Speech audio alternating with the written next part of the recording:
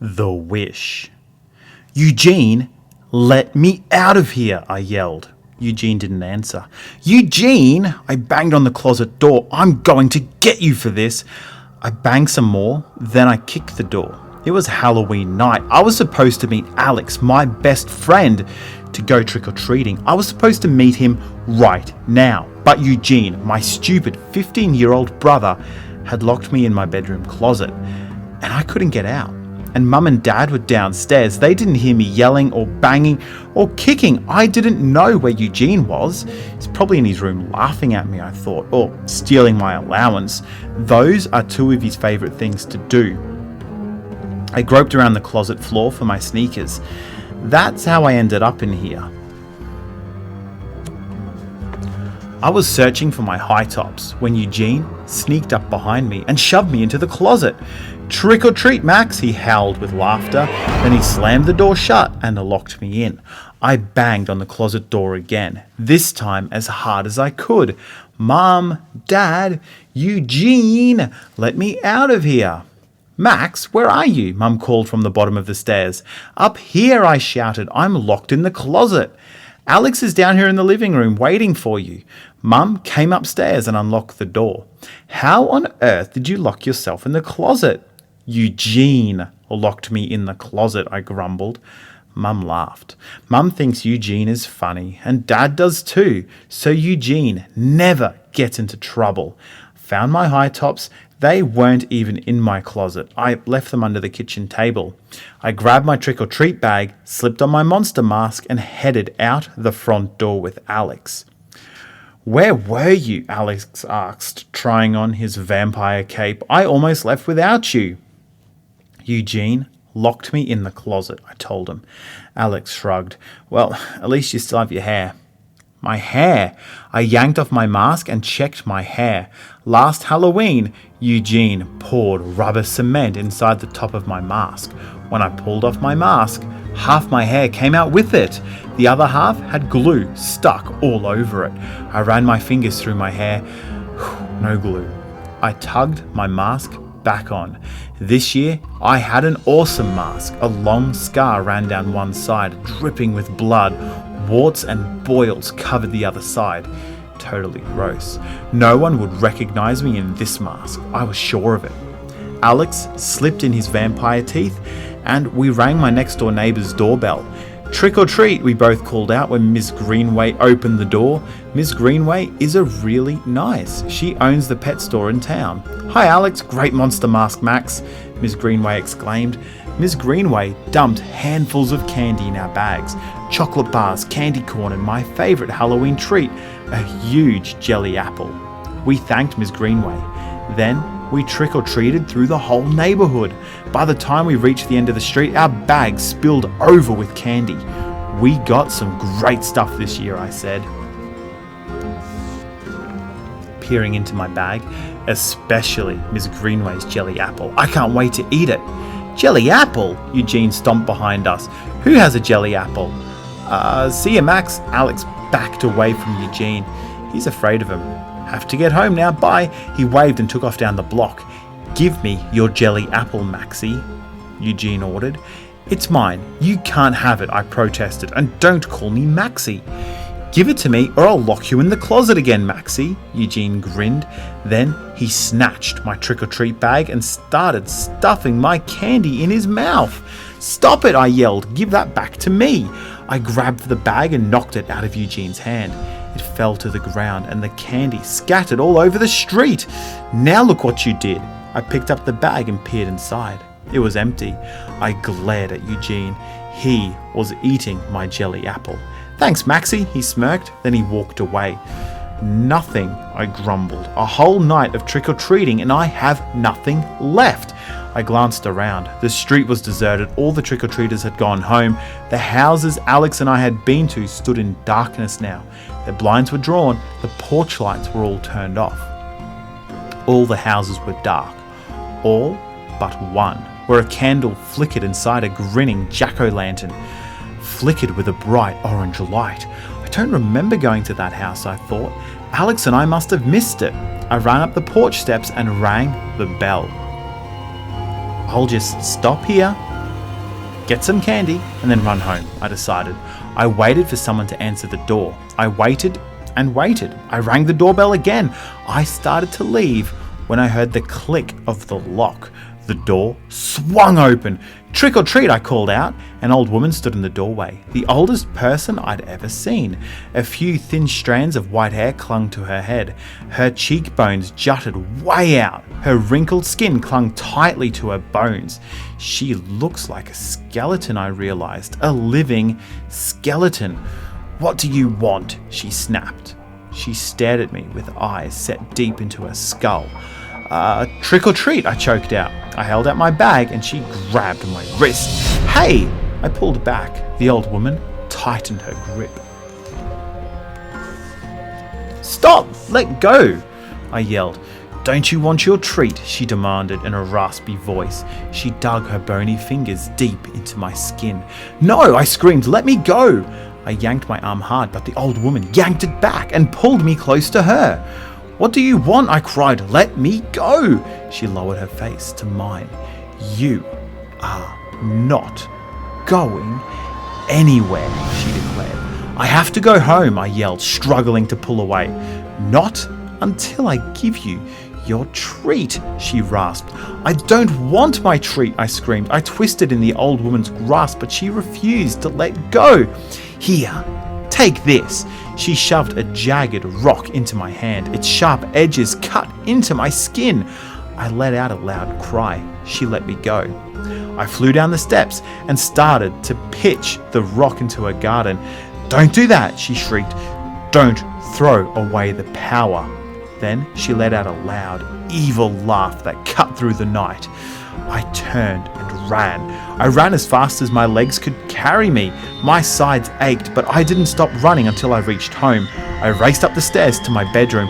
I could still hear the old woman's horrible laugh echoing in my head. My heart pounded in terror. I collapsed on my bed and stared at the rock. "I'm going to get you for this, Eugene," I muttered angrily. "This was all your fault. I thought about last Halloween when I had half my hair pulled out. All because of Eugene. I wish you weren't my brother," I said as I opened up the bedroom window. "I wish you were an only child." I tossed the rock outside and then went to sleep. Oh no, I practically leaped out of bed the next morning. It was 8:30. I had to be in school in 15 minutes. I threw on a rumpled blue sweatshirt and jeans, and then I raced down the kitchen stairs to grab my backpack. I didn't see it anywhere. Where did I put it? I wondered. I couldn't ask Mum. She already left for work. So, had Dad. Eugene was gone too, but that didn't matter. Even if he knew where my backpack was, he wouldn't tell me. I checked my watch. Only 5 minutes left before the bell rang. I dashed out of the house. I ran the 5 blocks to school and stopped in front of the building. Except it wasn't the school building. It was an apartment house. "Oh no," I moaned. "How could I do this? How could I forget the way to school?" I glanced up at the street sign and gasped. I was standing on Dwyer and 5th Streets. Dwyer and 5th. Exactly where the school should be. But the school wasn't here. I whirled around. All the other stores and houses were the same, everything the same, except the school. No school.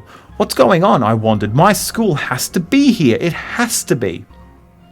I stood in front of the apartment house, staring at it, waiting for it to turn back into my school, but of course, it didn't. I glanced up and down the block, hoping to spot one of the kids from my class. No one around. Maybe my school isn't on Dwyer and 5th, but where is it? How come I can't remember where my school is? I'm always losing things like my sneakers and my backpack, but now I've done it big time, I thought. I've lost my entire school. I have to go home, I told myself, and look up the school's address. I ran all the way back. Then I raced up to my bedroom to search for my backpack. My social studies book was in there, and I had the school's address stamped on the front. I searched under the bed, in the closet, everywhere. No backpack. I bet Eugene hid it, I thought. I bet it's in his room. I charged into Eugene's room and froze. Eugene's room wasn't Eugene's room. His bed, his dresser, everything gone. The room was a study now, with floor-to-ceiling bookshelves lining the walls. A brown leather couch took the place of Eugene's bed.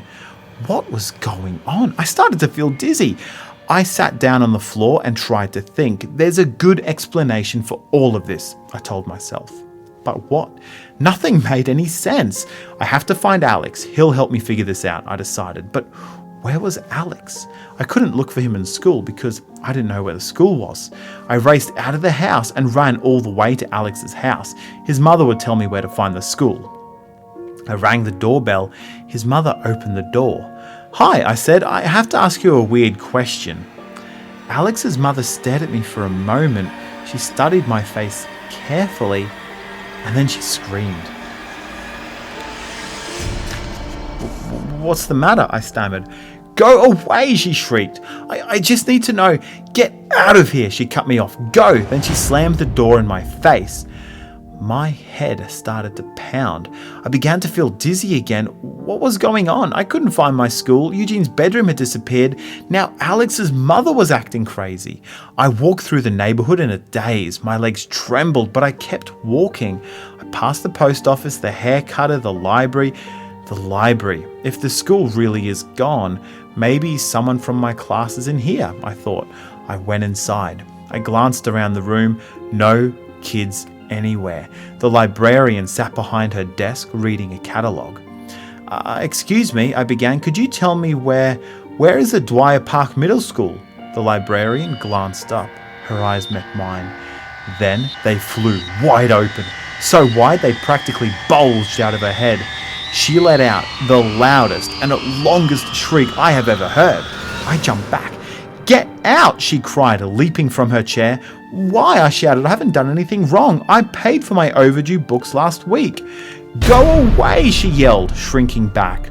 "What's wrong?" I shouted above her cries. "Please tell me what's wrong." She didn't reply. She just kept screaming. She was still screaming when I ran out of the door. I broke out in a cold sweat. My clammy t-shirt clung to me as I charged down the street. Why did the librarian scream when she saw me? Why did Alex's mother scream? Why was everyone acting so crazy? I stopped running when I reached the grocery store. There is a phone in there, I remembered. I'd just call Mum at work. I slowly opened the door to the grocery store. I peeked inside. A clerk with a bushy white mustache stood behind the counter, checking out a man's groceries. I made my way quietly to the phone at the back of the store. I didn't want them to see me. I was afraid they would scream too. I checked my pocket for change, but all I came up with was a $1 bill. I am going to have to ask for change, I realized with dread.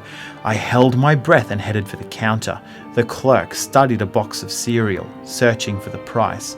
The shopper flipped through the pages of a magazine. Neither one had spotted me yet. I took a final step. "Excuse me." The clerk peered up from the box of cereal. The shopper glanced over at me. A smile slowly spread across the clerk's lips, and I let out a huge sigh of relief. Then, from under the counter, he pulled out a baseball bat and yelled, "Get him!" I whirled around and bolted down the aisle. "Don't let him get away!" the clerk yelled to the shopper. The two men charged after me. Their pounding feet shook the floor. I yanked the door hard. It opened with a crash. I ran down the street as fast as I could. "There he is!" I heard the grocer shout. "I see him!" another voice called out. I shot a glance behind me. Oh no, it was the barber. He was chasing me too. I pumped my legs hard. "We're losing him," someone cried. I quickly turned around. It was Alex's mother, and Alex's father was there too, and the librarian, and a crowd of others. People I didn't even recognize. They were all chasing me, yelling and chasing me. "He's slowing down," a tall, thin man pointed at me angrily. "We can get him now." I turned a corner, gasping for air. "Catch him! Don't let him get away!" The angry voices cried out. I ran through town. The shops passed in a blur. I rounded another corner, and there stood the pet shop. Miss Greenway's pet store. Miss Greenway will help me, I decided. She likes me. She'll tell me what's going on. She'll protect me. I ducked inside the pet store and slammed the door behind me. I tried to catch my breath. My eyes darted left and right. The store was empty. "Be right there," Miss Greenway called from the back. "Miss Greenway, hurry," I cried. "You have to help me." Miss Greenway rushed to the front of the store. "They're chasing me," I cried. "The whole town is after me." My eyes darted to the front window. The crowd was closing in. "Hurry, Miss Greenway," I begged. "Lock the door." "Calm down," Miss Greenway said, softly. She glanced out the window. The angry pack stood right outside, with the grocer at the front. He swung the bat wildly in the air. I searched the crowd for someone who knew me, my parents, my brother Alex, and realized there wasn't a single kid out there.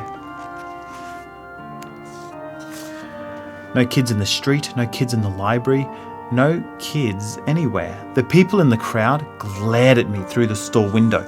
"Lock the door. Hurry, Miss Greenway," I shouted again. "I'll take care of everything," Miss Greenway said soothingly. "Now just sit down, catch your breath." I sat on a step stool next to a goldfish tank and dropped my head into my hands.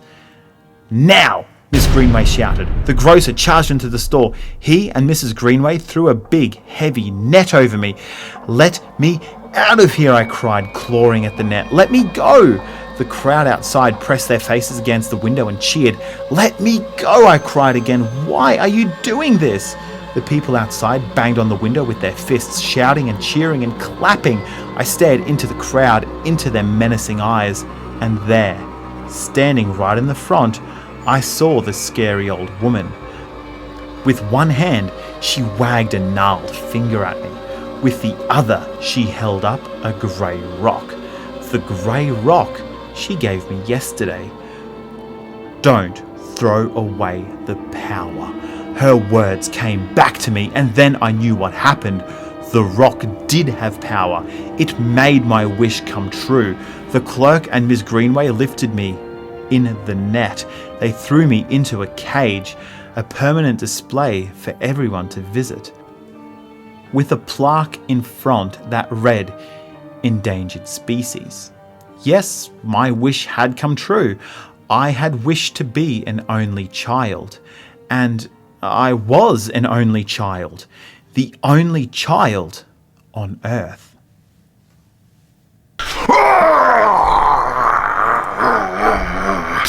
Just kidding, guys. It's just me. Hey, look, if you are after more chills, thrills, and... did I mention chills? Please subscribe to the Leftovers channel. I'll be doing a whole bunch more super spooky material, especially the Goosebumps book reading. I've tracked down every single one of those 10 tales to give you goosebumps, and I will be reading each story. So subscribe, hit that little bell icon so you can keep getting notified. You know how the system works. And yeah, tune in next time for some more Leftovers from the Leftover Culture Review.